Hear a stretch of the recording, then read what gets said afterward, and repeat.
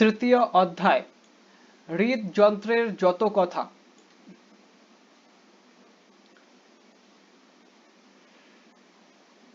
মানুষ ও অন্যান্য উচ্চ শ্রেণীর প্রাণীদের দেহে যেসব তন্ত্র আছে তার মধ্যে রক্ত সংবহন তন্ত্র উল্লেখযোগ্য, কারণ এই তন্ত্রের মাধ্যমে দেহের যাবতীয় বিপাকীয় কাজের রসদ সারা শরীরে প্রবাহিত হয়।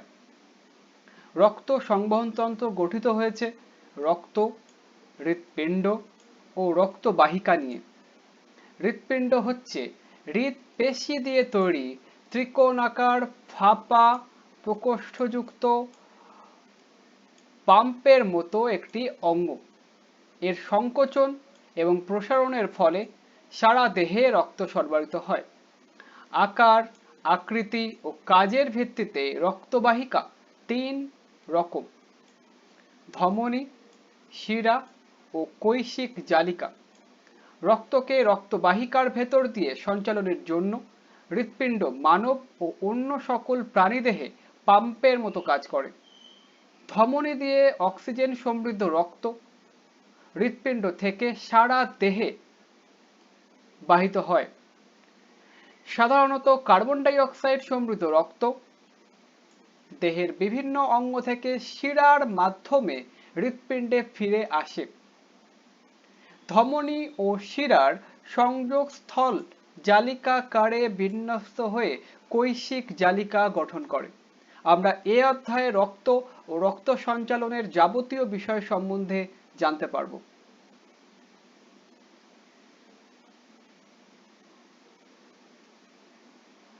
এই অধ্যায়ে পাঠ শেষে আমরা রক্তের উপাদান ও এদের কার্যক্রম ব্যাখ্যা করতে পারবো, রক্তের গ্রুপের বৈশিষ্ট্য ব্যাখ্যা করতে পারবো, রক্তের স্থানান্তরের নীতি ব্যাখ্যা করতে পারবো, রক্ত গ্রহণে প্রয়োজনীয় সতর্কতা অবলম্বন ব্যাখ্যা করতে পারবো, রক্তে বিঘ্নতা বা বিশৃঙ্খলা সৃষ্টির কারণ ও এর ফলাফল ব্যাখ্যা করতে পারবো, শরীরে রক্ত সঞ্চালন কার্যক্রম ব্যাখ্যা করতে পারবো, আদর্শ রক্তচাপ, হার্টবিট, হার্ট রেট, পালস রেটের মধ্যে সম্পর্ক বিশ্লেষণ করতে পারবো, রক্তচাপজনিত শারীরিক সমস্যা সৃষ্টির কারণ ও প্রতিরোধের কৌশল ব্যাখ্যা করতে পারবো। শরীরে রক্ত সঞ্চালনে কোলেস্টেরলের ভূমিকা বিশ্লেষণ করতে পারবো, কোলেস্টেরলকে প্রত্যাশিত সীমায় রাখার প্রয়োজনীয়তা ও উপায় ব্যাখ্যা করতে পারবো, রক্তে সুগারের ভারসাম্যতার কারণ, প্রতিরোধ ও প্রতিকারে করণীয় ব্যাখ্যা করতে পারবো, হৃদযন্ত্রকে ভালো রাখার উপায় বর্ণনা করতে পারবো।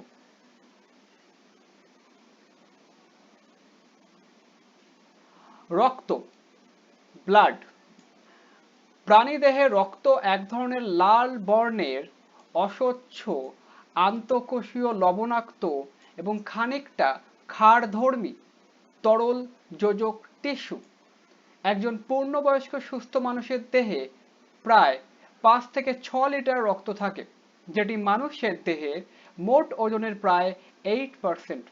মানুষ ও অন্যান্য মেরুদণ্ডী প্রাণীদের রক্তের রং লাল। রক্তের রসে লাল রঙের হিমোগ্লোবিন নামে লৌহ ঘটিত প্রোটিন জাতীয় পদার্থ থাকায় রক্তের রং লাল হয়।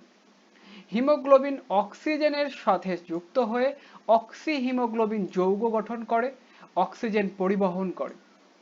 কিছু পরিমাণ কার্বন ডাই অক্সাইড হিমোগ্লোবিনের সাথে যুক্ত হয়ে ফুসফুসে পরিবাহিত হয়, তবে কার্বন ডাই অক্সাইডের সিংহভাগ বাইকার্বনেট আয়ন হিসেবে রক্ত দ্বারা ফুসফুসে পরিবাহিত হয়। রক্তের উপাদান ও এদের কাজ। রক্তের প্রধান উপাদানগুলি হলো রক্তরস বা প্লাজমা এবং রক্তকণিকা। সমগ্র রক্তের 55% রক্তরস ও বাকি 45% রক্তকণিকা রক্তরসকে আলাদা করলে এটি হলুদ বর্ণের দেখায়। রক্তকণিকাগুলি এই রক্তরসে ভাসমান থাকে। অনুচক্রিকা, শ্বেত রক্তকণিকা, রক্তরস, এবং লোহিত রক্তকণিকা। মানুষের রক্তের বিভিন্ন উপাদান।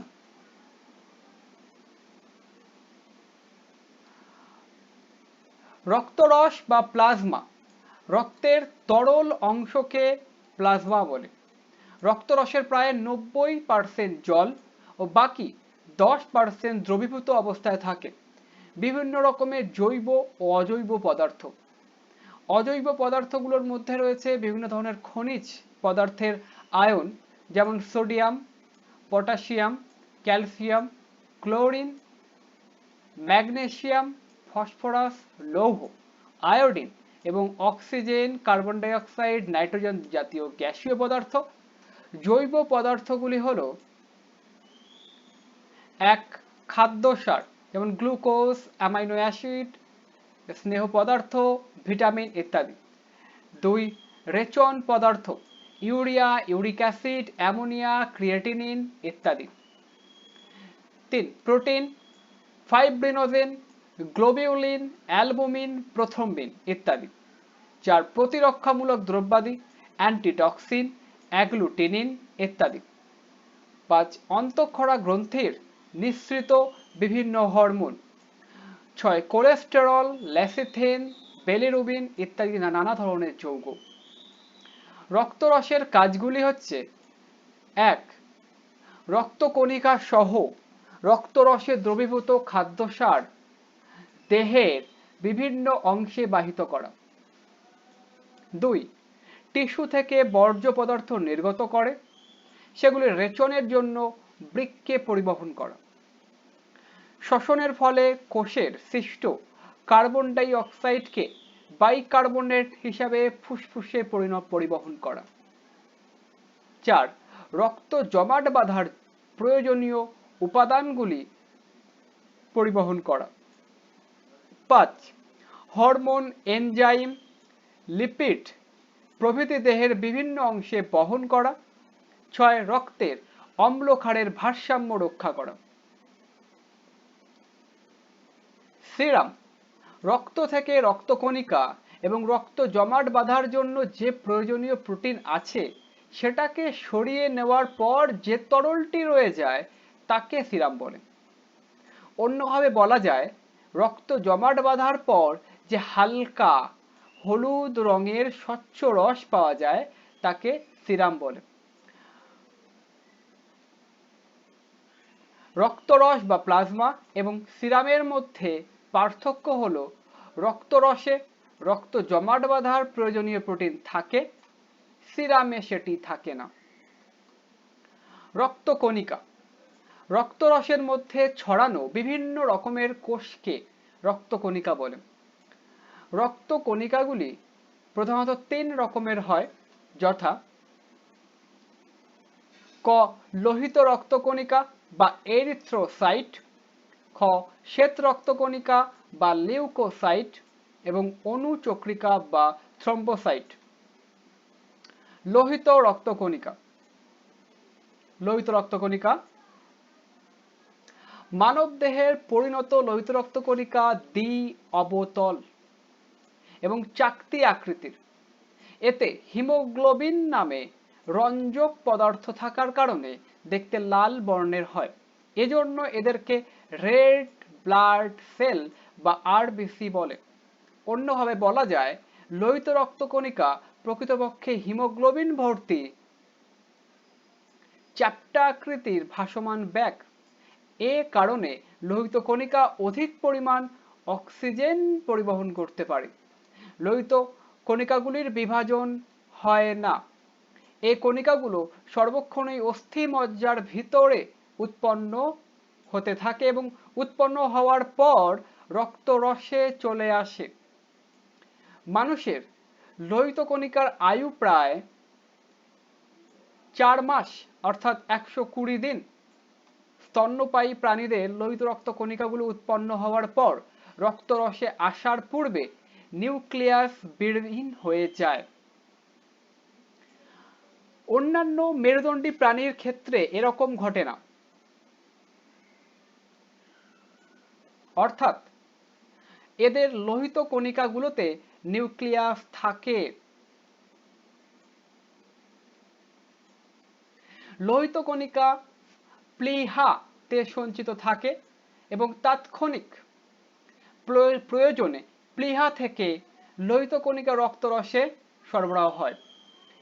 বিভিন্ন বয়সের মানবদেহে প্রতি ঘন মিলিমিটার রক্তে গড়ে লোহিত কণিকার সংখ্যা ভিন্ন। যেমন ভ্রূণদেহে ৮০ থেকে ৯০ লাখ, শিশুর দেহে ৭০ থেকে ৭০ লাখ, ৬০ থেকে ৭০ লাখ, পূর্ণবয়স্ক পুরুষ দেহে ৪.৫ থেকে ৫.৫ লাখ ও পূর্ণবয়স্ক নারীর দেহে ৪ থেকে ৫ লাখ। লোহিত কণিকার কাজ। লোহিত কণিকার প্রধান কাজ হলো: ১. দেহের প্রতিটি কোষে অক্সিজেন সরবরাহ করা। ২. নিষ্কাশনের জন্য কিছু পরিমাণ কার্বন ডাই অক্সাইডকে টিস্যু থেকে ফুসফুসে বহন করা। ৩. হিমোগ্লোবিনের সাহায্যে রক্তের অম্ল ক্ষারের সমতা বজায় রাখার জন্য বাফার হিসেবে কাজ করে।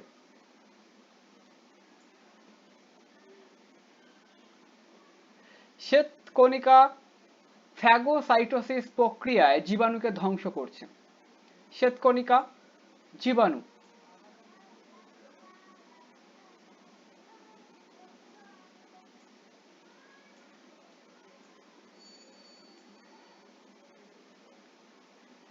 শ্বেতকণিকা বা লিউকোসাইট। শ্বেতকণিকার নির্দিষ্ট কোনো আকার নেই। এগুলি হিমোগ্লোবিন বিহীন এবং নিউক্লিয়াস যুক্ত বড় আকারের কোষ। শ্বেতকণিকার গড় আয়ু ১ থেকে ১৫ দিন। হিমোগ্লোবিন না থাকার কারণে এদের শ্বেত রক্তকণিকা, ইংরেজিতে হোয়াইট ব্লাড সেল বা WBC বলে। শ্বেতকণিকার সংখ্যা RBC এর তুলনায় অনেক কম।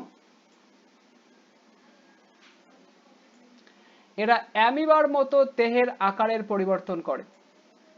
ফ্যাগোসাইটোসিস প্রক্রিয়ায় এটি জীবাণুকে ধ্বংস করে। শ্বেতকণিকাগুলো রক্তরসের মধ্য দিয়ে নিজেরাই চলাচল করতে পারে। রক্তজালিকার প্রাচীর ভেদ করে টিস্যুর মধ্যে প্রবেশ করতে পারে। দেহ বাইরের জীবাণু দ্বারা আক্রান্ত হলে দ্রুত শ্বেতকণিকার সংখ্যার বৃদ্ধি ঘটে। মানবদেহে প্রতি ঘন মিলিমিটার রক্তে ৪ থেকে ১০,০০০ শ্বেত রক্তকণিকা থাকে। অসুস্থ মানবদেহে এর সংখ্যা বেড়ে যায়। শ্বেত রক্তকণিকায় DNA থাকে। প্রকারভেদ: গঠনগতভাবে এবং সাইটোপ্লাজমে দানার উপস্থিতি বা অনুপস্থিতি অনুসারে শ্বেতকণিকাকে প্রধানত ২ ভাগে ভাগ করা যায়, যথা ক. অ্যাগ্রানুলোসাইট বা দানাবিহীন এবং খ. গ্রানুলোসাইট বা দানাযুক্ত। ক. অ্যাগ্রানুলোসাইট। এ ধরনের শ্বেতকণিকাগুলোর সাইটোপ্লাজম দানাহীন ও স্বচ্ছ। অ্যাগ্রানুলোসাইট শ্বেতকণিকা ২ রকমের, যথা লিম্ফোসাইট ও মনোসাইট। দেহের লিম্ফ নোড, টনসিল, প্লীহা ইত্যাদি অংশে এরা তৈরি হয়। লিম্ফোসাইটগুলো বড় নিউক্লিয়াস যুক্ত ছোট কণিকা। মনোসাইট ছোট ডিম্বাকার ও বৃক্কাকার নিউক্লিয়াস বিশিষ্ট বড় কণিকা। লিম্ফোসাইট অ্যান্টিবডি গঠন করে এবং এই অ্যান্টিবডির দ্বারা দেহে প্রবেশ করা রোগ জীবাণু ধ্বংস করে। এভাবে দেহে রোগ প্রতিরোধ ক্ষমতা বৃদ্ধি করে। মনোসাইট ফ্যাগোসাইটোসিস প্রক্রিয়ায় রোগ জীবাণুকে ধ্বংস করে।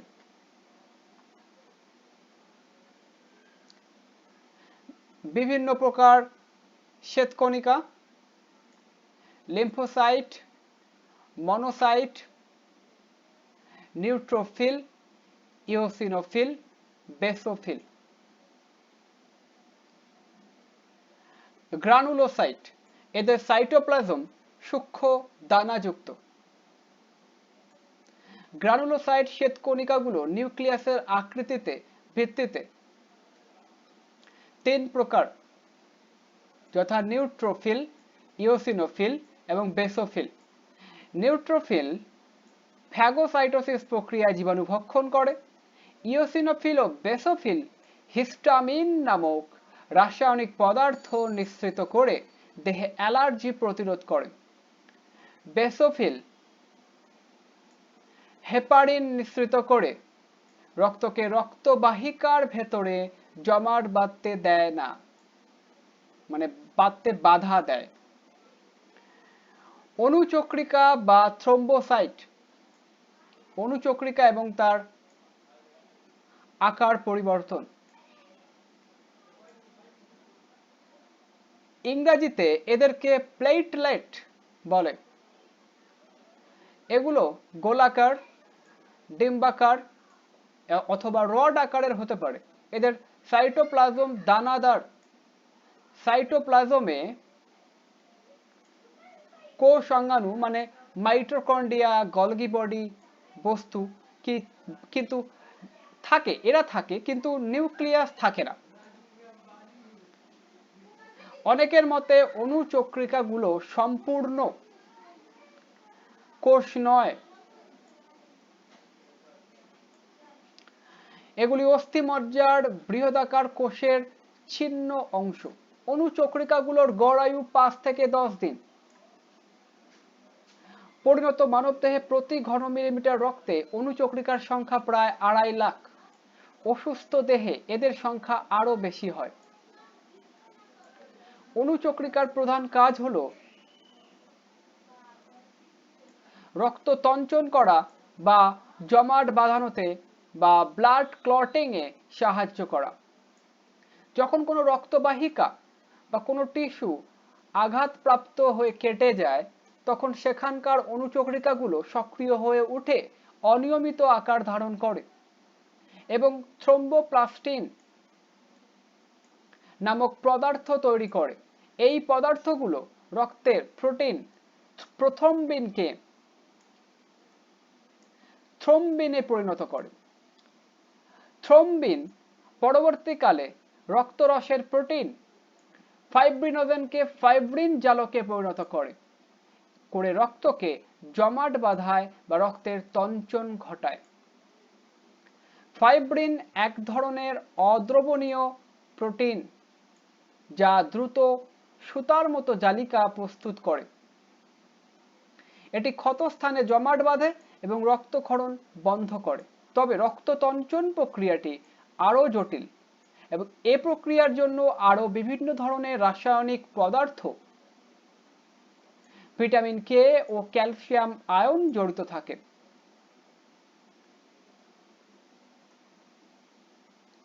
একক কাজ লোহিত রক্তকণিকা, শ্বেতকণিকা, অণুচক্রিকার মধ্যে পার্থক্যগুলো ছকে লেখো, কমেন্ট করো। রক্তের সাধারণ কাজ। 1 নম্বর, শ্বাসকার্য। রক্ত অক্সিজেনকে ফুসফুস থেকে টিস্যু কোষে এবং টিস্যু কোষ থেকে কার্বন ডাই অক্সাইডকে ফুসফুসে পরিবহন করে। লোহিত কণিকা ও রক্তরস প্রধানত এই কাজটি করে। 2, হরমোন পরিবহন। অন্তঃক্ষরা গ্রন্থি থেকে নিঃসৃত হরমোন দেহের বিভিন্ন অংশে পরিবহন করে। খাদ্যসার পরিবহন। দেহের সঞ্চয় ভাণ্ডার থেকে পরিপাকৃত খাদ্যসার দেহের টিস্যু কোষগুলোতে বহন করে। 4, বর্জ্য পরিবহন। নাইট্রোজেন ঘটিত বর্জ্য পদার্থগুলিকে কিডনি বা বৃক্কে পরিবহন করে। উষ্ণতা নিয়ন্ত্রণ। দেহের তাপের বিস্তৃতি ঘটিয়ে দেহের নির্দিষ্ট তাপমাত্রা নিয়ন্ত্রণ করে। রোগ প্রতিরোধ। দেহে রোগ জীবাণু প্রবেশ করলে মনোসাইট ও নিউট্রোফিল জাতীয় শ্বেতকণিকা ফ্যাগোসাইটোসিস পদ্ধতিতে জীবাণুকে গ্রাস করে ধ্বংস করে।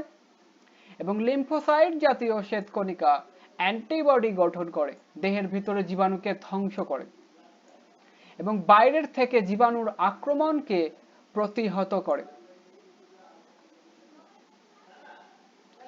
প্রাপ্তবয়স্ক সুস্থ মানুষের রক্তের বিভিন্ন উপাদানের স্বাভাবিক মান: লোহিত রক্তকণিকা পুরুষ প্রতি ঘন মিলিমিটারে 4.5 থেকে 5.5 লাখ, নারী প্রতি ঘন মিটারে 4 থেকে 5 লাখ। শ্বেতকণিকা প্রতি ঘন মিলিমিটারে 4000 থেকে 10,000, তার মধ্যে নিউট্রোফিল 40 থেকে 75%, ইউসিনোফিল 1 থেকে 6%, মনোসাইট 2 থেকে 10%, লিম্ফোসাইট 20 থেকে 45% এবং বেসোফিল 0 থেকে 1%। সর্বমোট স্বাভাবিক হোয়াইট ব্লাড সেল বা ডব্লিউবিসি এর মানের শতকরা হার: হিমোগ্লোবিন পুরুষ 14 থেকে 46 গ্রাম পার ডিএল এবং নারী 12 থেকে 14 গ্রাম পার ডিএল, যার অণুচক্রিকা প্রতি ঘন মিলিমিটারে 50,000 থেকে 4 লাখ। অন্যান্য জৈব পদার্থ: সিরাম ইউরিয়া 15 থেকে 40 milligram per DL, serum creatinine 0.5 থেকে 1.5 মিলিগ্রাম পার ডিএল এবং কোলেস্টেরল 0.2 mg পার ডিএল, বিলিরুবিন 0.2 থেকে 1.0 mg পার ডিএল। রক্তে শর্করা আহারের পূর্বে স্বাভাবিক সীমা 4 থেকে 6 মোল পার লিটার এবং ডিএল মানে ডেসিলিটার, ওকে, ডেসিলিটার। রক্ত উৎপাদনের স্বাভাবিক অস্বাভাবিক অবস্থা: রক্ত উপাদানের অস্বাভাবিক অবস্থা মানুষের রক্তের বিভিন্ন উপাদানের তারতম্য ঘটলে যে অবস্থার সৃষ্টি হয় তাকে রক্তের অস্বাভাবিক অবস্থা বলে। যেমন পলিসাইথিমিয়া, লোহিত রক্তকণিকার সংখ্যা স্বাভাবিকের তুলনায় বৃদ্ধি পেলে; অ্যানিমিয়া, লোহিত রক্তকণিকার সংখ্যা স্বাভাবিকের তুলনায় কমে যাওয়া অথবা হিমোগ্লোবিনের পরিমাণ স্বাভাবিকের তুলনায় কমে যাওয়া; লিউকোমিয়া, নিউমোনিয়া, প্লেগ, কলেরা প্রভৃতি রোগে শ্বেতকণিকার সংখ্যা বেড়ে যায়, কিন্তু যদি শ্বেতকণিকার সংখ্যা অত্যাধিক হারে বেড়ে 50,000 থেকে 10 লক্ষ হয় তাহলে তাকে লিউকোমিয়া বা ব্লাড ক্যান্সার বলে। লিউকোসাইটোসিস, শ্বেতকণিকার সংখ্যা স্বাভাবিক অবস্থার মান থেকে বেড়ে যদি 20,000 থেকে 30,000 হয় তাকে লিউকোসাইটোসিস বলে। নিউমোনিয়া, হুপিং কাশি ইত্যাদি রোগে এই অবস্থা হয়। থ্রম্বোসাইটোসিস, এই অবস্থায় অণুচক্রিকার সংখ্যা স্বাভাবিকের তুলনায় বেড়ে যায়, রক্তনালীর অভ্যন্তরে রক্ত জমাট বেঁধে যাওয়াকে থ্রম্বোসিস বলে। হৃৎপিণ্ডের করোনারি রক্তনালীর রক্ত জমাট বাঁধলে তাকে করোনারি থ্রম্বোসিস এবং গুরু মস্তিষ্কের রক্তনালীর রক্ত জমাট বাঁধলে তাকে সেরিব্রাল থ্রম্বোসিস বলে। পারপুরা, ডেঙ্গু জ্বরে আক্রান্ত হলে এই অবস্থা হতে পারে। এই অবস্থায় অণুচক্রিকার সংখ্যা স্বাভাবিকের তুলনায় কমে যায়। থ্যালাসেমিয়া, থ্যালাসেমিয়া এক ধরনের বংশগত রক্তের রোগ। এই রোগে আক্রান্ত ব্যক্তির রক্তে হিমোগ্লোবিনের পরিমাণ কমে রক্ত শূন্যতা সৃষ্টি হয়। হিমোগ্লোবিনের অস্বাভাবিকতার কারণে লোহিত রক্তকণিকা ভেঙে যায়, ফলে রক্ত শূন্যতা দেখা দেয়। এই রোগটি মানুষের অটোজোমে অবস্থিত প্রচ্ছন্ন জিনের দ্বারা ঘটে। যখন মাতা ও পিতা উভয়ের অটোজোমে এই জিনটি প্রচ্ছন্ন অবস্থায় থাকে তখন তাদের সন্তানদের মধ্যে প্রচ্ছন্ন জিন দুটি একত্রিত হয়ে এই রোগের প্রকাশ ঘটায়। সাধারণত শিশু অবস্থায় থ্যালাসেমিয়া রোগটি শনাক্ত হয়। এই রোগের জন্য রোগীকে প্রতি 3 মাস অন্তর রক্ত সঞ্চালনের প্রয়োজন হয়। তবে অনেক ক্ষেত্রে দেখা গেছে বয়স বৃদ্ধির সাথে সাথে রক্ত শূন্যতার হার কমে যায়।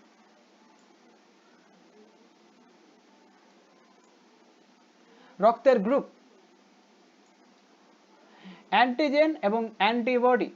একজনের রক্তের সাথে আরেকজনের রক্ত মেশানো হলে কেন সেটি কখনো কখনো স্বাভাবিকভাবে মিশে যায়, আবার কেন কখনো কখনো গুচ্ছবদ্ধ হয়ে যায়, সেটি বুঝতে হলে প্রথমে আমাদের দুটি বিষয় বুঝতে হবে। একটি হচ্ছে অ্যান্টিজেন, অন্যটি হচ্ছে অ্যান্টিবডি। অ্যান্টিজেন হচ্ছে বহিরাগত কোনো বস্তু বা প্রোটিন যেটি আমাদের রক্তে প্রবেশ করলে আমাদের শরীরের নিরাপত্তা ব্যবস্থা, যাকে ইমিউন সিস্টেম বলে, সেটাকে শরীরের জন্য ক্ষতিকর মনে করে, তাকে প্রতিরোধ করার চেষ্টা করে। অ্যান্টিজেনকে প্রতিরোধ করার জন্য আমাদের রক্ত যে পদার্থ তৈরি করে সেটাই হচ্ছে অ্যান্টিবডি। অ্যান্টিজেন এবং তাকে প্রতিরোধ করার জন্য সৃষ্ট অ্যান্টিবডি যখন একই দ্রবণে থাকে তখন একটি বিশেষ ধরনের বিক্রিয়া ঘটে। অ্যান্টিজেনকে আক্রমণ করার এই বিক্রিয়াকে অ্যান্টিবডি অ্যান্টিজেন বিক্রিয়া বলা যায়। রক্তের মাঝে এই বিক্রিয়ার কারণে রক্ত কণিকাগুলি গুচ্ছবদ্ধ হয়ে যায়। 1900 সালে ডক্টর কার্ল ল্যান্ডস্টেইনার পরীক্ষা নিরীক্ষা করে আবিষ্কার করলেন বিভিন্ন মানুষের রক্তের লোহিত কণিকায় দুই ধরনের অ্যান্টিজেন পাওয়া যায়। তাই স্বাভাবিকভাবেই এই দুইটি অ্যান্টিজেনকে প্রতিরোধ করার জন্য বিভিন্ন মানুষের সিরামে যে তরলের লোহিত কণিকা ভাসমান থাকে দুটি অ্যান্টিবডি পাওয়া যায়।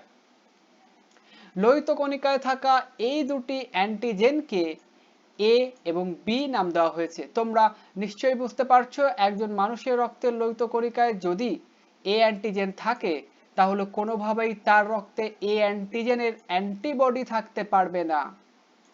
যদি থাকে তাহলে এই অ্যান্টিবডি নিজেই নিজের রক্তের লোহিত কণিকাকে আক্রমণ করে মৃত্যুর কারণ হয়ে যাবে।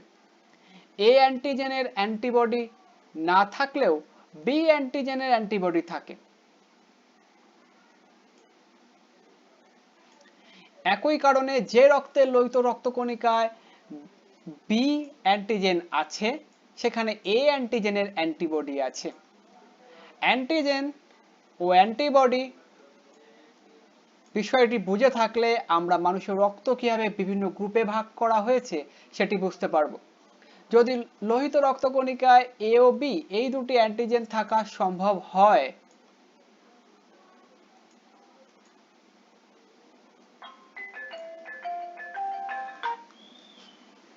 তাহলে আমরা রক্তকে নিচের 4 ভাগে ভাগ করতে পারি: group A, group B, group A B আর গ্রুপ ও।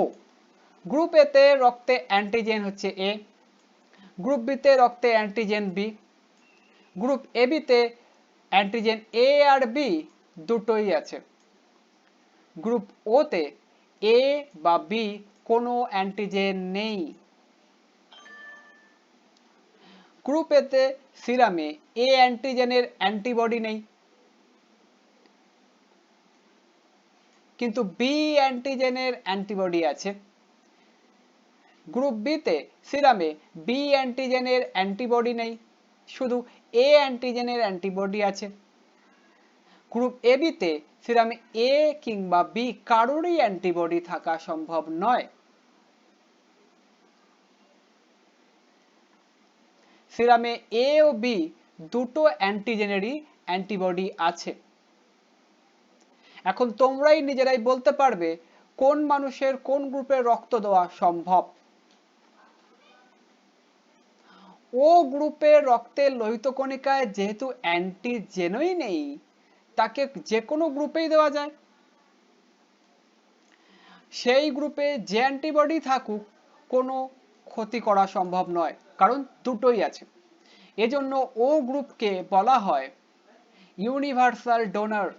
আবার অন্যদিকে এবি গ্রুপের রক্ত নিজের গ্রুপ ছাড়া অন্য কোনো গ্রুপকে দেওয়া সম্ভব নয়, কারণ অন্য সব গ্রুপের কোনো না কোনো অ্যান্টিবডি আছে। এবি গ্রুপ দুটো অ্যান্টিজেনই থাকার কারণে যে কোনো একটি বা দুটি অ্যান্টিবডি লোহিত কণিকাকে আক্রান্ত করে গুচ্ছবদ্ধ করে দেয়।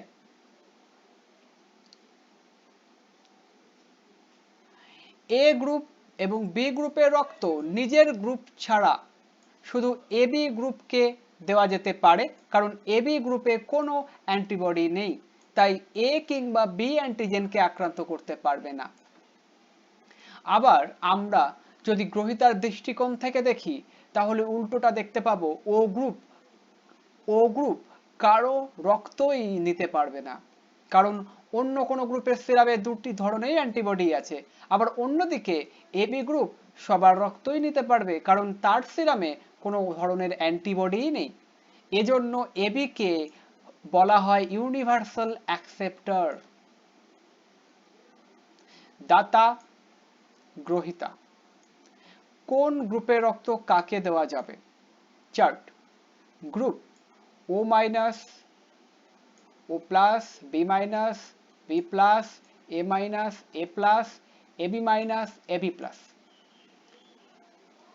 AB plus, AB minus, A plus, A minus, B plus, B minus, O plus, O minus.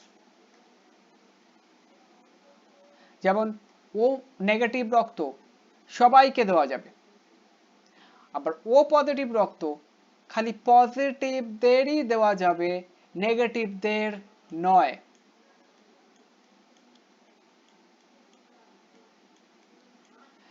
B minus রক্ত AB plus, AB minus, B plus, B minus এদেরই দেওয়া যাবে, কিন্তু এ বা ও জাতীয় কাউকেই নয়।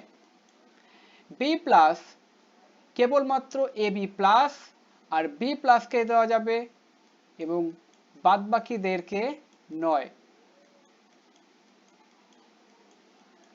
এ মাইনাস এ জাতীয় AB plus, AB minus, A plus, A minus এদেরকে দেওয়া যাবে, কিন্তু বি বা ও জাতীয় কাউকে নয়। এ প্লাস এবি প্লাস এবং এ প্লাসকেই দিতে পারবে, এছাড়া বাকিদেরকে না।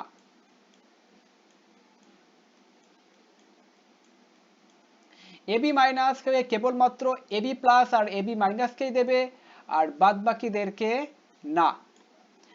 এবি প্লাস কেবলমাত্র এবি প্লাসকেই দিতে পারে আর বাকিদেরকে না।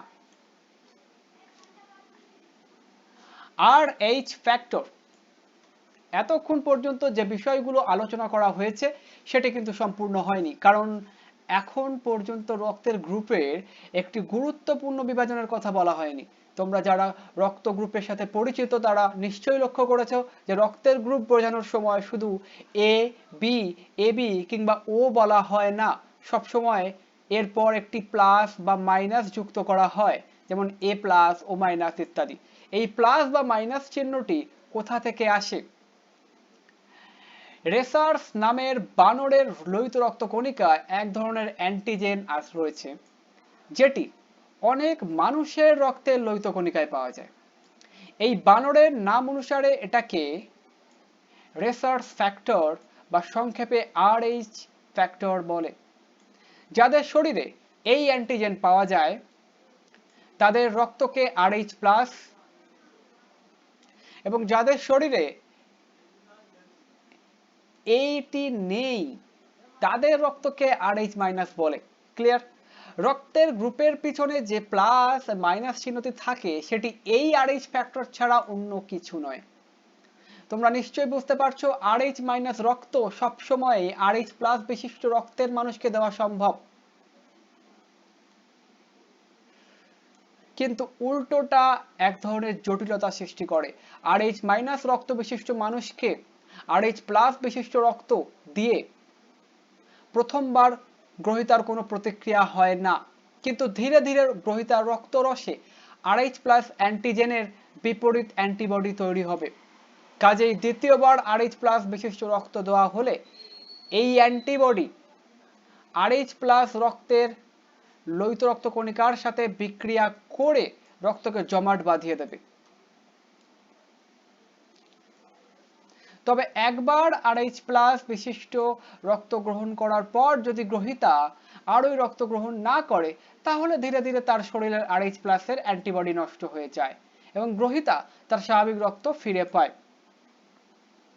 সন্তান সম্ভবা মায়েদের জন্য এই RH ফ্যাক্টরটি খুবই গুরুত্বপূর্ণ। যদি মায়ের রক্ত RH- এবং বাবার রক্ত RH+ হয়, তাহলে তাদের সন্তান হবে RH+ বিশিষ্ট। কারণ RH+ একটি প্রকট বৈশিষ্ট্য, অর্থাৎ এটি ডমিনেট করে। মাতৃগর্ভে ভ্রূণ প্লাসেন্টা বা অমরায়ের মাধ্যমে মায়ের জরায়ুর সাথে যুক্ত থাকে। সন্তানের RH+ রক্ত প্লাসেন্টার মাধ্যমে মায়ের রক্তে পৌঁছাবে। মায়ের রক্তরসে RH+ এর বিপরীত অ্যান্টিবডি তৈরি হবে। যেহেতু এই অ্যান্টিবডি খুব ধীরে ধীরে তৈরি হয়, তাই প্রথম সন্তানের বেলায় মায়ের রক্তের RH+ এর অ্যান্টিবডি সন্তানের দেহে পৌঁছে তার রক্তের কোনো ক্ষতি করতে পারে না এবং একজন সুস্থ সন্তান জন্ম নেয়।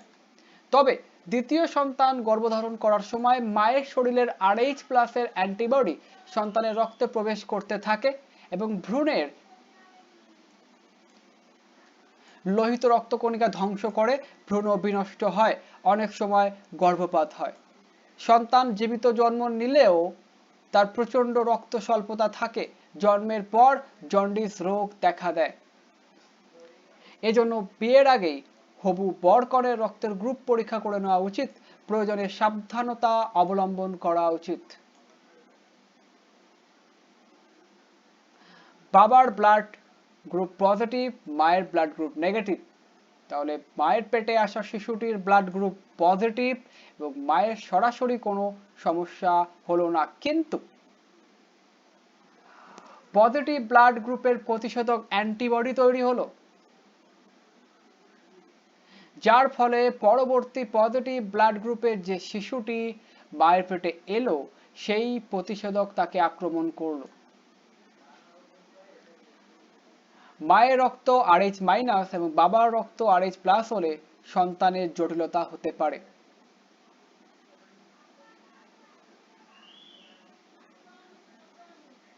কাজ, একক কাজ। কোন গ্রুপের রক্ত কোন গ্রুপ নিতে পারবে সেই তথ্য ব্যবহার করে পরের ছকে গ্রহীতার গ্রুপ বের করো। কমেন্ট করো। দাতা, গ্রহীতা। Type A+, A-, B+, B-, AB+, AB-, O+, O-।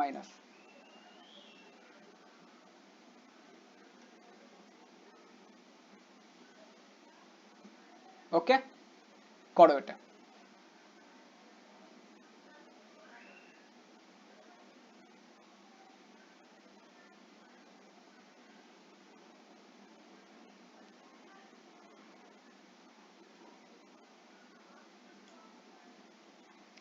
রক্তের শ্রেণীবিভাগের গুরুত্ব। কোনো দাতার রক্ত গ্রহীতার দেহে দেওয়ার আগে সবসময় দুজনের রক্তের গ্রুপ জানার জন্য পরীক্ষা করে নেওয়া খুবই জরুরি। ভুল গ্রুপের রক্ত দেওয়া হলে গ্রহীতার রক্তকে জমাট বাঁধিয়ে প্রাণহানির কারণ হতে পারে। খুবই জরুরি অবস্থায় যদি গ্রহীতার রক্তের গ্রুপ জানা সম্ভব না হয়, তাহলে O এবং RH নেগেটিভ রক্ত দেওয়াই সবচেয়ে নিরাপদ। কোনো শিশুর পিতৃত্ব নির্ণয়ে জটিলতা দেখা দিলে রক্তের গ্রুপ পরীক্ষা করে অনেক সময় তার সমাধান করা যায়। রক্তের গ্রুপ নির্ণয়ের মাধ্যমে বিশেষ প্রকার অপরাধীদের শনাক্তকরণের ব্যবস্থা নেওয়া হয়। রক্তনীতি। মানুষের অসুস্থতা কিংবা দুর্ঘটনার জন্য পর্যাপ্ত রক্তের ঘাটতি দেখা দিলে অন্য মানুষের শরীর থেকে রক্ত দেওয়ার বা রক্ত সঞ্চালনের প্রয়োজন হয়। সেজন্য অবশ্যই জীবাণুমুক্ত ও সঠিক গ্রুপের রক্ত নিশ্চিত করে নিতে হয়। রক্ত সঞ্চালনের আগে রক্তে এইডস বা জন্ডিস এ ধরনের জটিল রোগের জীবাণু আছে কি না তাও পরীক্ষা করে নিতে হয়। ডাক্তার অবশ্য রোগী ও দাতার রক্তে AB ও RH ব্লাড গ্রুপ পরীক্ষা করে গ্রুপ ম্যাচ করার মাধ্যমে একজনের শরীর থেকে অন্যজনের শরীরে রক্ত সঞ্চালনের উদ্যোগ নেন। সঠিকভাবে গ্রুপ ম্যাচ না করে রক্ত সঞ্চারণ করা হলে মানুষের শরীরে বড় ধরনের বিপর্যয় হতে পারে। হৃৎপিণ্ড, দেখো এটা বাম অলিন্দ, এটা ডান অলিন্দ, এটা ডান নিলয়, এটা বাম নিলয়। এটা ঊর্ধ্ব মহাশিরা, এটা মহাধমনী, এটা ফুসফুসীয় ধমনী, আর এটা ফুসফুসীয় শিরা, এটা নিম্ন মহাশিরা। রক্ত সঞ্চালন, এই অধ্যায়ের শুরুতে আমরা জেনেছি যে রক্ত সংবহনতন্ত্রের দ্বারা মেরুদণ্ডী প্রাণীদের দেহে রক্ত সঞ্চালন হয়। মানব দেহে রক্ত সংবহনতন্ত্রের প্রধান অংশগুলি হলো হৃৎপিণ্ড, ধমনী, শিরা ও কৈশিক জালিকা। এগুলোর কাজ সম্পর্কে জানার আগে এগুলোর গঠন সম্পর্কে জানা দরকার, তাই প্রথমে এগুলো সম্পর্কে সংক্ষেপে আলোচনা করা যাক। হৃৎপিণ্ড, যাকে বলা হয় হার্ট। হৃৎপিণ্ড রক্ত সংবহনতন্ত্রের অন্তর্গত এক ধরনের পাম্প। হৃৎপিণ্ড অনবরত সংকুচিত ও প্রসারিত হয়ে সারা দেহে রক্ত সঞ্চালন ঘটায়। মানুষের হৃৎপিণ্ড বক্ষগহ্বরের ফুসফুস দুটির মাঝখানে মধ্যচ্ছদার ওপরে অবস্থিত। হৃৎপিণ্ডের প্রশস্ত প্রান্তটি ওপরের দিকে এবং সূচালো প্রান্তটি নিচের দিকে বিন্যস্ত থাকে। হৃৎপিণ্ডটি দ্বিস্তরী পেরিকার্ডিয়াম পর্দা দিয়ে বেষ্টিত থাকে। উভয় স্তরের মাঝে পেরিকার্ডিয়াল ফ্লুইড থাকে, যেটি হৃৎপিণ্ডকে সংকোচনে সাহায্য করে। মানুষের হৃৎপিণ্ড 4টি প্রকোষ্ঠ নিয়ে গঠিত।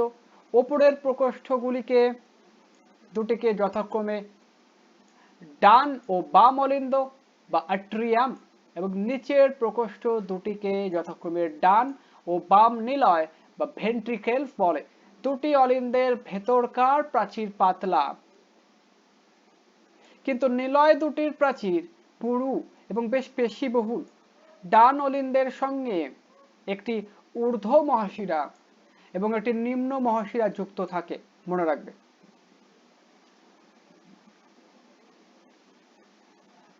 ধমনী এবং শিরার প্রস্থচ্ছেদ। প্রাচীর, এটা গহ্বর, এটা হলো প্রাচীর, এটা গহ্বর, এটা কপার্টিকা। বাম নিলয়ের সঙ্গে 4টি পালমোনারি শিরা যুক্ত থাকে। ডান নিলয় থেকে ফুসফুসীয় ধমনী ও বাম নিলয় থেকে মহাধমনী উৎপন্ন হয়েছে। ধমনী, যেসব রক্তনালীর মাধ্যমে রক্ত হৃৎপিণ্ড থেকে দেহের বিভিন্ন অংশে পরিবাহিত হয় তাকে ধমনী বা আর্টারি বলে। ধমনীর প্রাচীর পুরু এবং 3টি স্তরে গঠিত। এদের গহ্বর ছোট। ধমনীতে কোনো কপার্টিকা থাকে না, ফলে ধমনী দিয়ে রক্ত বেগে প্রবাহিত হয়। ধমনী স্পন্দন আছে। ধমনী শরীরের বিভিন্ন অংশে ক্ষুদ্র ক্ষুদ্র শাখা প্রশাখায় বিভক্ত হয় এবং এদের শাখা ধমনী বা আর্টেরিওল বলে। এগুলো ক্রমশ শাখা প্রশাখায় বিভক্ত হয়ে অবশেষে সূক্ষ্মাতি সূক্ষ্ম কৈশিক জালিকায় শেষ হয়। ধমনীর মাধ্যমে হৃৎপিণ্ড থেকে দেহের বিভিন্ন অংশে অক্সিজেন যুক্ত রক্ত পরিবাহিত হয়, তবে ফুসফুসীয় ধমনী এর ব্যতিক্রম।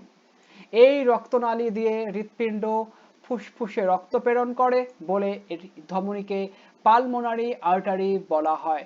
এটি কার্বন ডাই অক্সাইড যুক্ত রক্ত পরিবহন করে। শিরা, এটা কৈশিক জালিকা, ধমনী আর শিরার মধ্যস্থল। যেসব রক্তনালীর মাধ্যমে কার্বন ডাই অক্সাইড যুক্ত পূর্ণ রক্ত দেহের বিভিন্ন অঙ্গ থেকে হৃৎপিণ্ডে ফিরে আসে তাকে শিরা বলে, তবে পালমোনারি শিরা এর ব্যতিক্রম। এর মাধ্যমে রক্ত হৃৎপিণ্ডে ফিরে আসে বলে এটিকে শিরা বলা হয়, তবে এই শিরা ফুসফুস থেকে অক্সিজেন সমৃদ্ধ রক্ত হৃৎপিণ্ডে নিয়ে আসে, মনে রাখবে। শিরার প্রাচীর ধমনীর মতো 3টি স্তরে গঠিত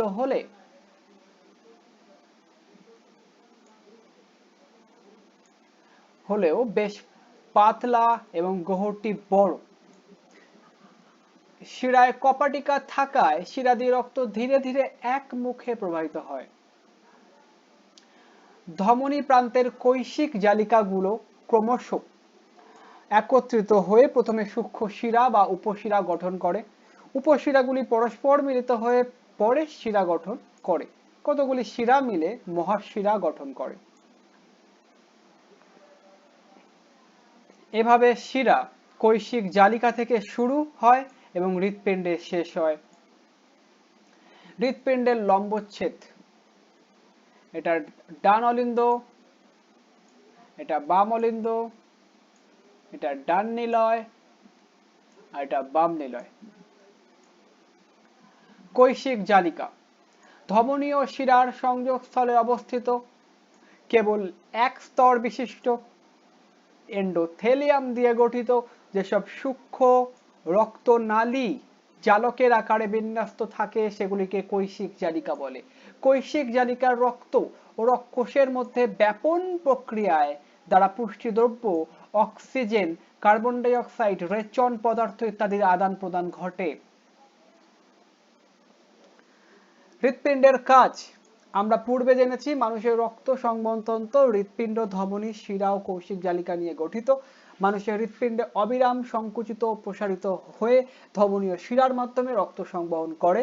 হৃৎপিণ্ড পাম্পের মতো নির্দিষ্ট তালে ও ছন্দে সংকুচিত হয় এবং প্রসারিত হয়ে সারা দেহে রক্ত সঞ্চালন ঘটায়। হৃৎপিণ্ডের স্বতঃস্ফূর্ত সংকোচনকে সিস্টল বলে, সিস্টল, এবং স্বতঃস্ফূর্ত প্রসারণকে ডায়াস্টল বলে, ডায়াস্টলি। উল্লেখ্য, অলিন্দে যখন সিস্টল হয়, নিলয়ে তখন ডায়াস্টল অবস্থায় থাকে। মানবদেহে রক্ত সংবহন চিত্র দেখানো হয়েছে। হার্টবিট, আমরা আগেই বলেছি হৃৎপিণ্ড একটি স্বয়ংক্রিয় পাম্পের মতো দেহের ভিতরে সারাক্ষণ ছন্দের তালে স্পন্দিত হয়। হৃৎপিণ্ডের এই স্পন্দনকে হৃৎস্পন্দন বা হার্টবিট বলে। এই হৃৎস্পন্দনের মাধ্যমে হৃৎপিণ্ড আমাদের শরীরে রক্ত প্রবাহিত করে।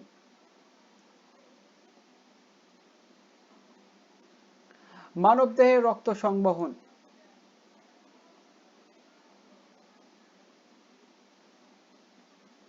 এটা ডান ফুসফুস, এটা বাম ফুসফুস।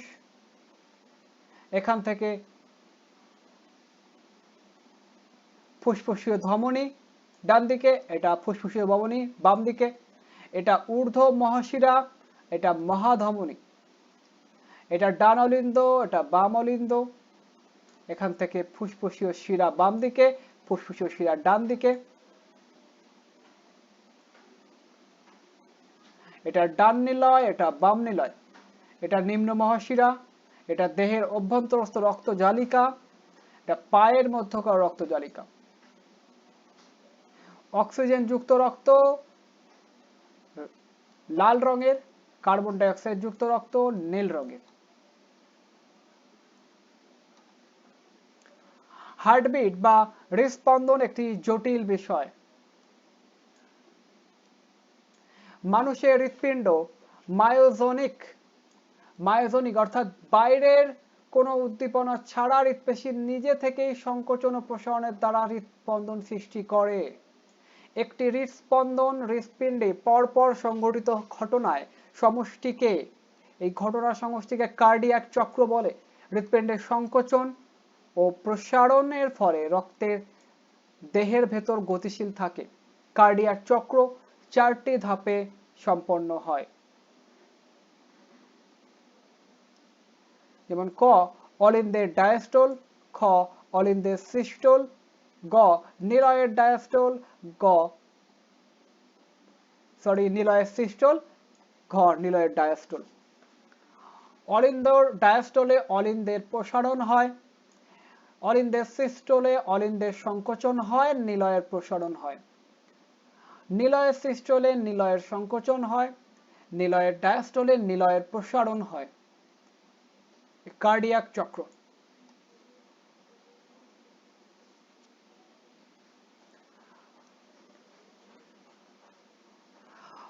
ক অলিন্দের ডায়াস্টল, এ সময় অলিন্দ দুটি প্রসারিত অবস্থায় থাকে,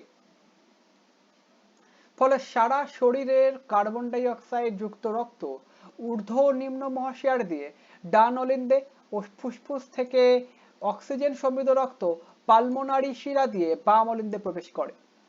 যখন অলিন্দের সিস্টল হয় তখন অলিন্দ দুটি রক্তপূর্ণ হলে এই দুটি সংকুচিত হয়।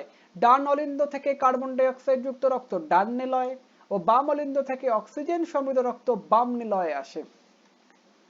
নিলয়ের সিস্টল, নিলয় দুটি রক্তপূর্ণ অবস্থায় সংকুচিত হয়। এ সময় ট্রাইকাস্পিড ও বাইকাস্পিড কপাটিকা বন্ধ থাকে, সেমিলোনার কপাটিকা খোলা হয়। নিলয়ের সিস্টলে সময় কপাটিকাগুলি বন্ধের সময় হৃৎস্পন্দনের প্রথম যে শব্দের সৃষ্টি হয় তাকে লাভ বলে, মনে রাখবে। এ সময় বাম নিলয় থেকে বিশুদ্ধ রক্ত অক্সিজেন যুক্ত রক্ত মহাধমনী এবং ডান নিলয় থেকে কার্বন ডাই অক্সাইড যুক্ত রক্ত ফুসফুসীয় ধমনীতে প্রবেশ করে। মহাধমনী থেকে রক্ত বিভিন্ন ধমনী ও শাখা দিয়ে দেহস্থ বিভিন্ন জালকে ছড়িয়ে পড়ে এবং কলা কোষে পুষ্টি দ্রব্য ও অক্সিজেন সরবরাহ করে। অপরপক্ষে ফুসফুসীয় ধমনী থেকে কার্বন ডাই অক্সাইড যুক্ত রক্ত ফুসফুসীয় জালকে প্রবেশ করে। ফুসফুস থেকে রক্ত অক্সিজেন গ্রহণ করে ফুসফুসীয় শিরা দিয়ে বাম অলিন্দে আসে। অপরপক্ষে সারা দেহস্থ রক্তজালক থেকে কার্বন ডাই অক্সাইড যুক্ত দূষিত রক্ত উপশিরা, শিরা ও মহাশিরা দিয়ে পুনরায় অলিন্দে ফিরে আসে। নিলয়ের ডায়াস্টল, নিলয়ে সিস্টলের পরেই নিলয়ের ডায়াস্টল শুরু হয়। এই সময় আবার অনিন্দ থেকে রক্ত এসে স্বাভাবিক প্রক্রিয়ায় নিলয় পূর্ণ হতে থাকে। এই সময় এখানকার সেমিলুনার ভালভ বন্ধের সময় যে দ্বিতীয় শব্দের সৃষ্টি হয় তাকে ডাব বলে, মনে রাখবে। সুতরাং হৃৎপিণ্ডের শব্দগুলি হলো নিলয়ের সিস্টলে লাভ আর নিলয়ের ডায়াস্টলে ডাব। নাড়ি বা পালস দেখা, একটি সিস্টল ও একটি ডায়াস্টলের সমন্বয়ে একটি হৃদস্পন্দন সম্পন্ন হয়। সময় লাগে প্রায় 0.8 সেকেন্ড। একজন সুস্থ মানুষের হৃদস্পন্দন প্রতি মিনিটে 60 থেকে 100 বার হয়। এটাকে হার্টবিট বলা হয়। আমাদের হাতের কবজির রেডিয়াল ধমনীতে এই স্পন্দন শোনা যায় বা গোনাও যায়। আবার বুকের বাম দিকে নির্দিষ্ট স্থানে স্টেথোস্কোপ বসিয়েও শব্দ শোনা যায়। হাতের কবজিতে হৃদস্পন্দন অনুভব করাকে পালস বলে। স্টেথোস্কোপের সাহায্যে হৃদস্পন্দনের যে শব্দ শোনা যায় তাকে হার্ট সাউন্ড বলে। হৃদস্পন্দন বা হার্টবিটকে যখন প্রতি মিনিটের হাতের কবজিতে গণনা করা হয় তাকে পালস রেট বলে। হার্টবিট বা পালস রেট গণনার পদ্ধতি, রোগীর হাতের কবজিতে হাতের 3 আঙুল যেমন অনামিকা, মধ্যমা ও তর্জনী দিয়ে চাপ দিলে হৃদস্পন্দন প্রতি মিনিটে কতবার হয় তা অনুভব করা যায়। হাতের 3 আঙুল এমন ভাবে রাখতে হবে যেন তর্জনী থাকে হৃৎপিণ্ডের দিকে, মধ্যমা থাকে মাঝখানে এবং অনামিকা থাকে হাতের আঙুলের দিকে। মধ্যমা আঙুল দিয়ে বোঝা যাবে হাতের রেডিয়াল ধমনী কতবার ধুকধুক করছে, 1 মিনিটে কতবার স্পন্দিত হচ্ছে, সেটাই হলো পালস রেট বা পালসের গতি। পালসকে আমরা সাধারণভাবে নাড়ি বলে থাকি। কবজিতে পালস না পাওয়া গেলে কণ্ঠনালীর পাশে হৃদস্পন্দন দেখা যেতে পারে অথবা সরাসরি বুকে কান পেতেও হার্ট সাউন্ড শোনার চেষ্টা করা যেতে পারে। যে কোনো সাধারণ মানুষের পালসের গতি প্রতি মিনিটে কতবার হচ্ছে তা দেখার জন্য উপরের বর্ণনা অনুসারে ব্যবস্থা নিলে ঘড়ি ধরে পালসের গতি দেখতে হয়।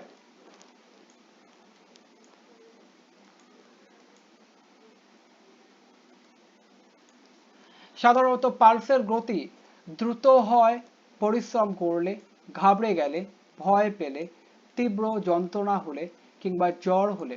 পালসের স্বাভাবিক গতি হলো প্রতি মিনিটে 60 থেকে 100 বার। শিশুদের জন্য বেশি, কারণ এটি প্রতি মিনিটে 100 থেকে 140 বার। পূর্ণবয়স্ক পালসের রেট প্রতি মিনিটে 100 থেকে এর অধিক হয় জ্বর ও শক বা অচেতনতা অথবা থাইরয়েড গ্রন্থির অকার্যকারিতার ফলে, অতি কার্যকারিতার কারণে। 1 ডিগ্রি ফারেনহাইট তাপ বৃদ্ধির জন্য পালসের গতি প্রতি মিনিটে 10 বার করে বাড়ে। পালসের গতি খুব দ্রুত, খুব মন্থর বা অনিয়ন্ত্রিত হলে বুঝতে হবে যে হৃৎপিণ্ডের সমস্যা আছে। প্রতি মিনিটে পালসের গতি যদি 60-এর কম হতে পারে, যে হার্ট ব্লকের বা জন্ডিসের কারণে। স্বাভাবিকভাবে মানসিক উত্তেজনা, ব্যায়াম, সন্ধ্যার দিকে পালসের গতি বেড়ে যায়। এই অবস্থায় পালসের গতি অধিক হলে তা স্বাভাবিক ভাবতে হবে। ঘুমানো অবস্থায় এবং রাতে সুনিদ্রার পর সকালে পালসের গতি 60-এর কম হতে পারে, এই অবস্থাটিকেও স্বাভাবিক ধরতে হবে। রক্তচাপ, হৃৎপিণ্ডের সংকোচন এবং প্রসারণের ফলে হৃৎপিণ্ড থেকে রক্ত ধমনীর মধ্য দিয়ে প্রবাহিত হওয়ার সময় ধমনী প্রাচীরে যে পার্শ্ব চাপ সৃষ্টি হয় সেটাকে রক্তচাপ বলে। তাই রক্তচাপ বলতে সাধারণভাবে ধমনীর রক্তচাপকেই বোঝায়। রক্তচাপ হৃৎপিণ্ডের কার্যকারিতা, ধমনীর প্রাচীরের স্থিতিস্থাপকতা এবং রক্তের ঘনত্ব ও পরিমাণের উপর নির্ভর করে। নিলয়ের সিস্টোল অবস্থায় ধমনীতে যে চাপ থাকে তাকে সিস্টোলিক রক্তচাপ এবং ডায়াস্টোল অবস্থায় যে চাপ থাকে তাকে ডায়াস্টোলিক রক্তচাপ বলে। স্বাভাবিক ও সুস্থ একজন প্রাপ্তবয়স্ক মানুষের সিস্টোলিক রক্তচাপ পারস্তম্ভের 110 থেকে 140 মিলিমিটার মিলিমিটার/এইচজি এবং ডায়াস্টোলিক রক্তচাপ পারস্তম্ভের 60 থেকে 90 মিলিমিটার বা মিমি/এইচজি। স্বাভাবিক রক্তচাপকে 120/80 মিমি/এইচজি এভাবে প্রকাশ করা হয়।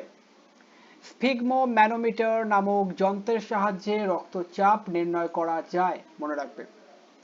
উচ্চ রক্তচাপ, উচ্চ রক্তচাপকে ডাক্তারি ভাষায় হাইপারটেনশন বলে। শরীর আর মনের স্বাভাবিক অবস্থায় রক্তচাপ যদি বয়সের জন্য নির্ধারিত মাত্রার উপরে অবস্থান করতে থাকে তবে তাকে উচ্চ রক্তচাপ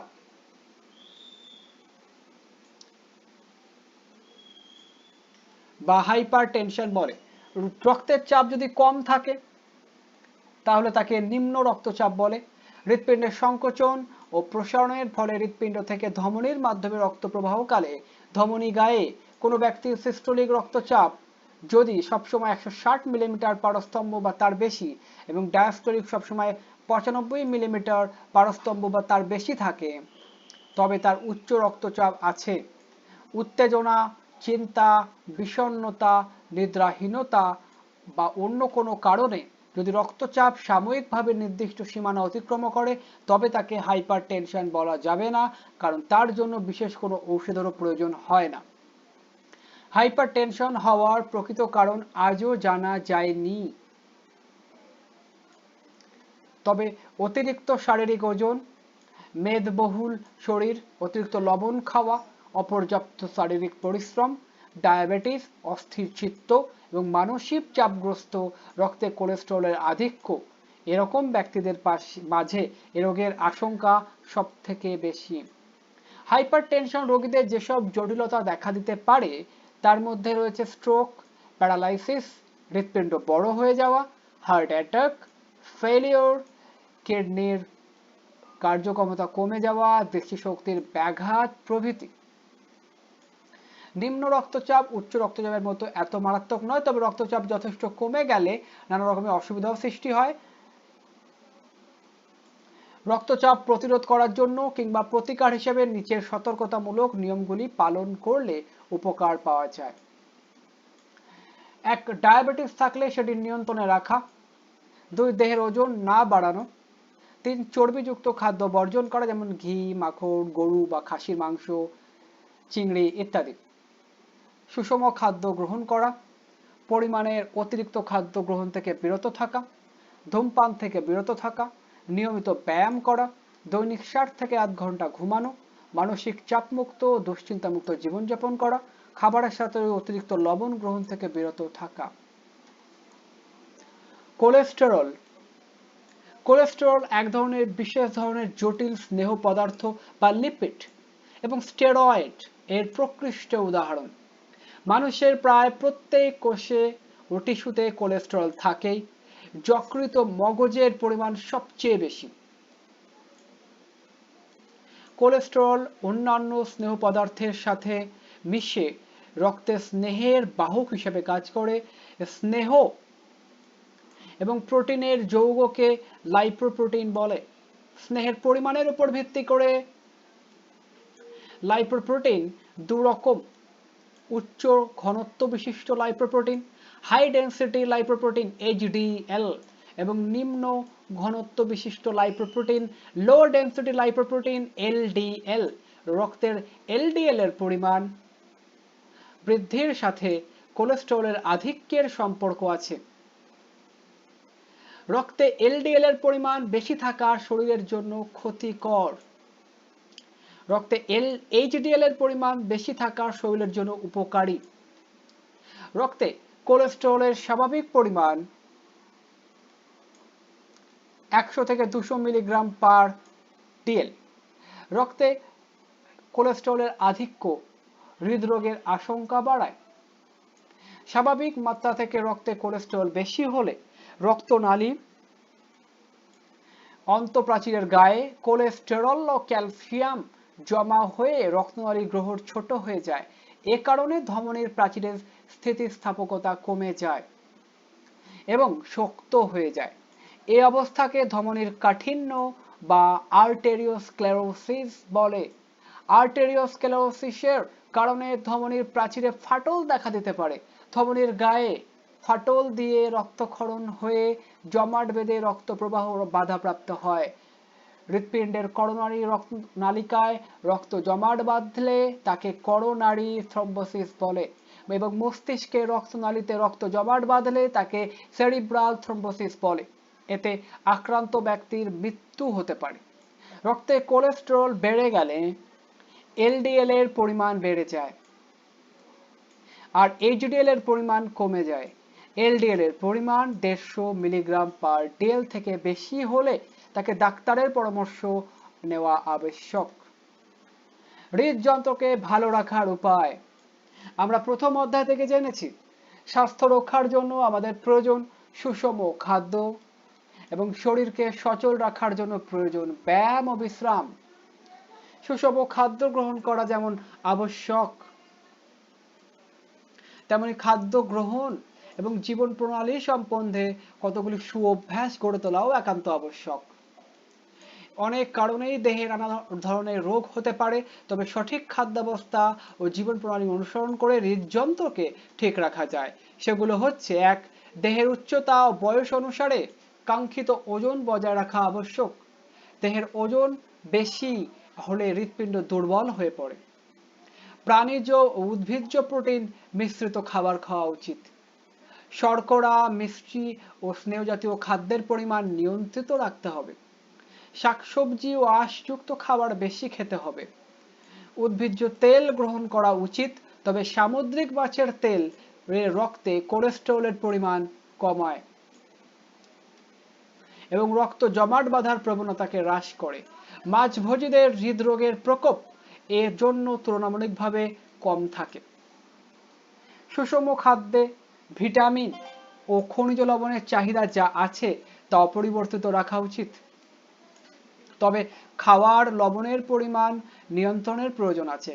রসুন, তেঁতুল, ভিটামিন সি সমৃদ্ধ ফল ও অন্যান্য ফল নিয়মিত খেলে হৃদরোগে আক্রান্ত হওয়ার আশঙ্কা অনেক কম থাকে। এগুলো ছাড়া সঠিক ও পরিমিত খাদ্য গ্রহণ এবং অতি ভোজন থেকে বিরত থাকতে হবে। অত্যধিক মানসিক চাপ সৃষ্টিকারী পরিস্থিতি এড়ানো, নিয়মিত হালকা ব্যায়াম অথবা হাঁটা বা সুষ্ঠু জীবনযাপন অথবা সময়মতো ঘুমানো, ধূমপান থেকে বিরত থাকলে হৃদরোগ বা উচ্চ রক্তচাপ থেকে রক্ষা পাওয়া যায়। ডায়াবেটিস, বহুমূত্র বা মধুমেহ রোগ। ডায়াবেটিস এক ধরনের বিপাকজনিত রোগ, মনে রাখবে। আমরা যখন কিছু খাই এটি গ্লুকোজে পরিণত হয়ে রক্তের মাঝে আসে। প্যানক্রিয়াস থেকে ইনসুলিন নামে এক ধরনের হরমোন খরিত হয় এই যেটি রক্তের এই গ্লুকোজকে শক্তিতে রূপান্তরিত করে। কারো ডায়াবেটিস হলে প্যানক্রিয়াস যথেষ্ট ইনসুলিন তৈরি করতে পারে না কিংবা শরীরকে ইনসুলিন ব্যবহার করতে পারে না, যে কারণে রক্তে গ্লুকোজের পরিমাণ বেড়ে যায়। মানুষের রক্তে গ্লুকোজের স্বাভাবিক মাত্রা হলো 4.6 মিলিমোল পার লিটার কিংবা 70 থেকে 110 মিলিগ্রাম পার ডেসিলিটার। ডায়াবেটিস হলে রক্তে এর পরিমাণ দীর্ঘস্থায়ীভাবে অনেক বেড়ে যায়। ডায়াবেটিস ছোঁয়াচে বা সংক্রামক রোগ নয়। ডায়াবেটিস হৃদযন্ত্রে রক্ত প্রবাহ রোগের উপর পরোক্ষভাবে প্রভাব বিস্তার করে। ডায়াবেটিস আক্রান্ত ব্যক্তির রক্তে শর্করার পরিমাণ বেশি থাকায় এটি দেহের বিভিন্ন অঙ্গের যেমন হৃৎপিণ্ড, কিডনি, চোখ ইত্যাদি স্বাভাবিক কাজে বাধা সৃষ্টি করে। দেখা গেছে ডায়াবেটিস রোগীদের করোনারি হৃদরোগের হওয়ার প্রবণতা বেশি থাকে। এ হৃৎপিণ্ডকে অচল করে দেয় এবং রোগীকে স্ট্রোক হয়ে মারা যেতে পারে। এছাড়া দীর্ঘস্থায়ী ডায়াবেটিস রোগে রক্তচাপ বেড়ে যায় এবং এর থেকে উচ্চ রক্তচাপ বা হাইপার টেনশন হয়। উচ্চ রক্তচাপ করোনারি হৃদরোগের পূর্ব লক্ষণ। ডায়াবেটিস রোগীদের রক্তে শর্করার মাত্রা দীর্ঘদিন অনিয়ন্ত্রিত থাকলে তাদের করোনারি হৃদরোগে আক্রান্ত হওয়ার আশঙ্কা খুবই বেশি থাকে। কোনো ব্যক্তির ডায়াবেটিস হওয়ার আশঙ্কা বেশি, যে কেউ যে কোনো সময় ডায়াবেটিস আক্রান্ত হতে পারে, তবে 4 শ্রেণীর মানুষের ডায়াবেটিস বেশি হয়ে থাকে। এক, যাদের বংশে যেমন মা বাবা সম্পর্কিত নিকট আত্মীয়ের ডায়াবেটিস আছে। 2, যাদের ওজন বেশি বা শরীর মেদবহুল। 3, যারা ব্যায়াম বা শারীরিক পরিশ্রমের কোনো কাজ করে না।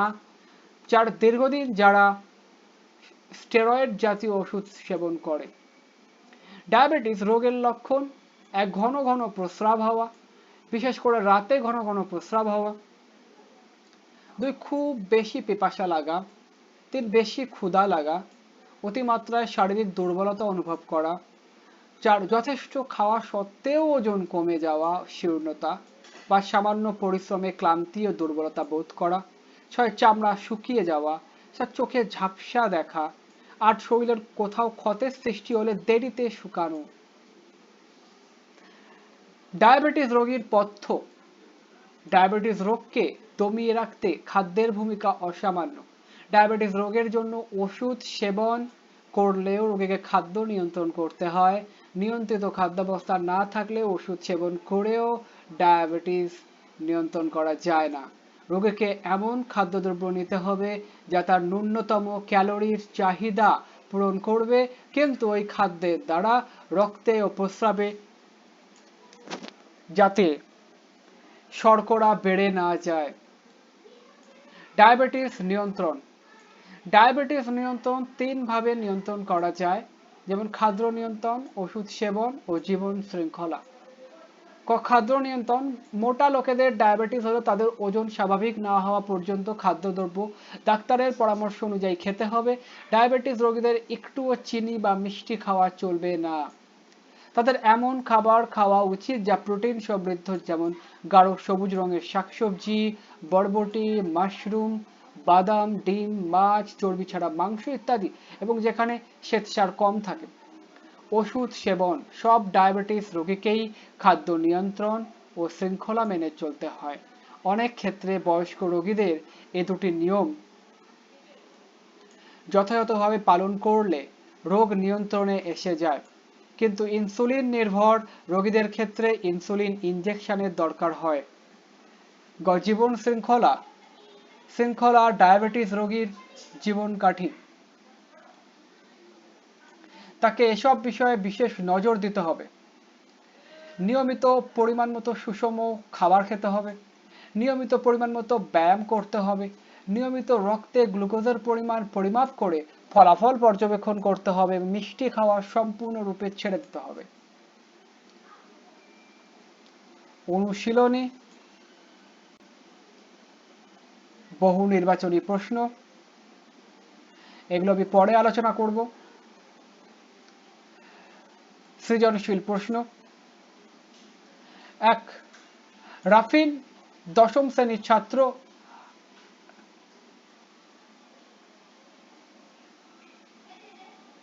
তার আব্বা সুঠাম দেহের অধিকারী, মানে বাবা। রাফিন লক্ষ্য করছে তার বাবার দেহে ক্ষত সৃষ্টি হলে শুকোতে দেরি হচ্ছে, চামড়া শুকিয়ে যাচ্ছে, সামান্য পরিশ্রমে ক্লান্ত দুর্বল হয়ে পড়ছে। এসব কারণে রাফিনের বাবা ডাক্তারের শরণাপন্ন হয়। ডাক্তার পরীক্ষা নিরীক্ষা শেষে সুস্থ থাকার জন্য কিছু নিয়ম শৃঙ্খলা মেনে চলার উপদেশ দিলেন।